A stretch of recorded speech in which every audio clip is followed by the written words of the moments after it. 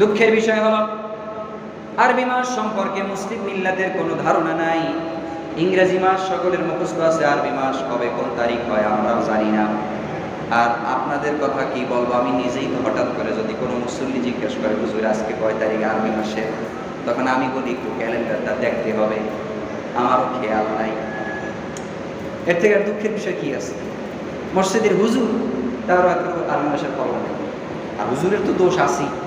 আমি আর একটা দোষ খুঁজে বাইর করলাম, এটাও একটা দোষ। এটা একটা কি দোষ? হুজুরেও আরবি মাসের খোঁজ রাখতে পারে না।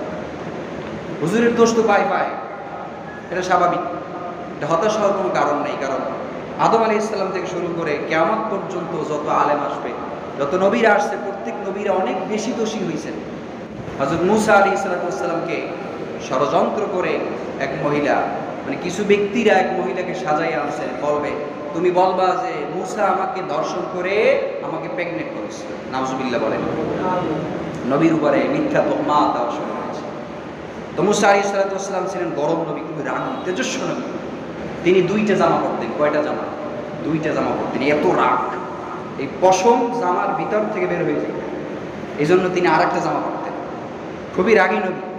একটা থাবা দিয়ে ফেরাউনের বাবুরচিনি মেরে ফেলাইছে। কয় থাবা? কেমন শক্তি ছিল নবীদের গায়ে! জান্নাতি 40 জন পুরুষের শক্তি একজন নবীর গায়ে। বলে সুবহানাল্লাহ।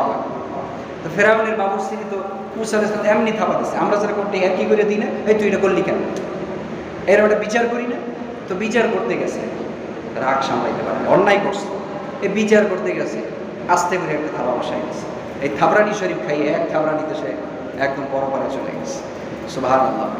এরকম একজন রাগী নবী, তার নামে মিথ্যা তহমাত দিছে, আর তিনি তো এই সমস্ত সহ্য করতে পারেন না। তিনি বলছেন, এই মহিলা এদিকে আয়, বেয়াদব, তুই যে সন্তান জন্ম দিছ সেই সন্তান বল, তোর সাথে কে জেনা করেছে তার নাম বল। মহিলার ধমক দেওয়ার সাথে সাথে আল্লাহর পক্ষ থেকে তার উপর একটা আযাব শুরু হয়ে গেছে, কাঁপাকাঁপি শুরু হয়ে গেছে, এমন কাঁপতেছে।